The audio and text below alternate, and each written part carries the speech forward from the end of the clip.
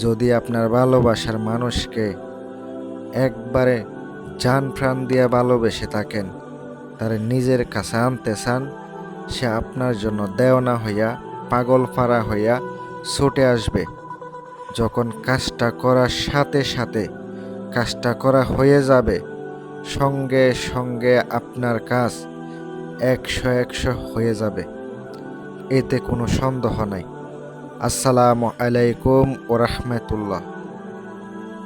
আশা করি সবাই ভালো আছেন। তান্ত্রিক মহাগুরু চ্যানেলের পক্ষ থেকে স্বাগতম। আশা করি সবাই ভালো আছেন। আল্লাহর রহমতে আপনাদের দোয়ায় আমিও ভালো আছি। মহাশক্তিশালী যে তদবির নিয়ে আপনাদের সামনে হাজির হলাম, সম্পূর্ণ ভিডিওটা দেখবেন। ভিডিওটা দেখে বুঝে শুনে কাজ করবেন।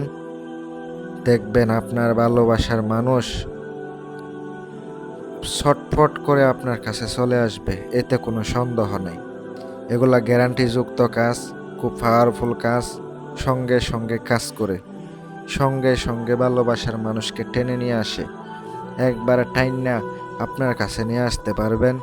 যে বেঈমান নারী আছে, বেঈমান নারীদেরকে বশ করতে পারবেন। একবারে সহজে কাজগুলা কইরা উপকৃত হবেন ইনশাআল্লাহ। যারা খরচ দিতে পারবেন, কাজের জন্য টাকা দিতে পারবেন, তারা একমাত্র যোগাযোগ করবেন। আপনি যদি খরচ দিতে না পারেন, ফোন দেওয়ার দরকার নাই। আমি খরচ ছাড়া কাজ করি না। আমি ভিডিওতে বইলা দিই। আমি এমন না যে কাজের পরে টাকা নেব এই বললে আপনাকে ফোন দিয়ে পরে বলবো টাকা দিতে হবে। এগুলো আমি পছন্দ করি না। যা বলার সরাসরি বলি, যা বলার ভিডিওতে বইলা দিই। এই ধরনের কথা যদি ভালো লাগে তাহলে যোগাযোগ করেন, আর যদি ভালো না লাগলে যোগাযোগ করেন না। আমার কথাই একটাই, আমি আপনাদেরকে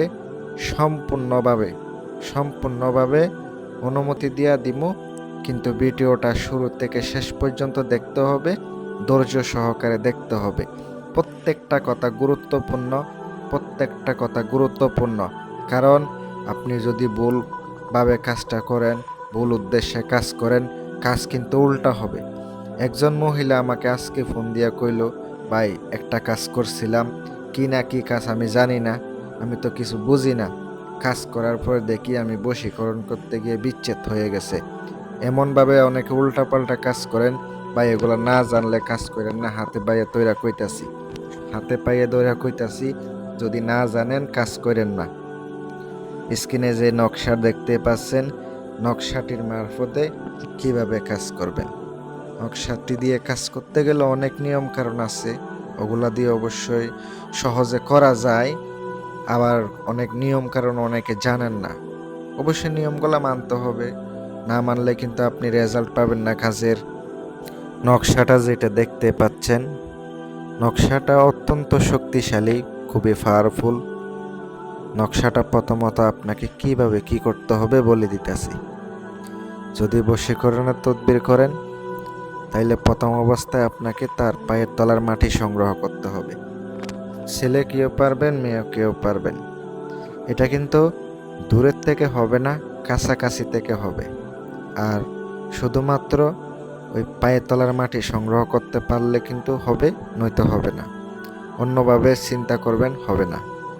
ওই মাটি এমনভাবে হতে হবে, জুতা পরা অবস্থায় হবে না, জুতা ছাড়া খালি পায়ে হতে হবে। তারপরে আপনি কাজ করলে কাজের রেজাল্ট পাবেন। আর কথা হচ্ছে, যখন আপনি এই কাজ করবেন অবশ্যই নিজের শরীর পারফেক্টভাবে সেফটি নিয়ে নেবেন, বন্ধ করে নেবেন, পরে কাজটা করবেন।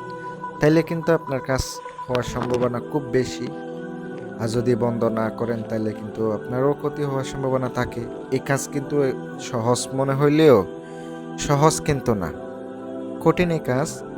আপনার আবার সহজও, আবার এগুলা সংগ্রহ করা, জিনিসপত্র যা যা আছে এগুলা কালেক্ট করা অনেক কষ্ট। আপনি নিজে একবার কইরা দেখেন না কত কষ্ট একটা কাজে। বুঝপত্র সংগ্রহ করতে হবে, আর আপনাকে সংগ্রহ করতে হবে পায়ের তলার মাটি আর জাফরান, মেশকো, কুমকুম কস্তুরি, জাফরান, এগুলা মিক্স করে একটা কালি তৈরি করবেন। মানে একটা কালি তৈরি করে পরে বুঝপত্র যেটা আনছেন ওইটার উপরে সুন্দর করে ভালোভাবে লিখবেন। লিখবেন কয়টা? আপনাকে 3টা লিখিতে হবে।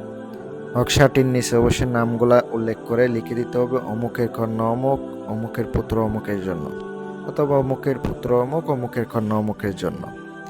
এভাবে আপনি লিখে দিবেন। সবথেকে ভালো হয় আরবিতে, কারণ আরবিতে নামগুলা লিখলে খুব ভালোভাবে আপনি ফলাফল পাবেন।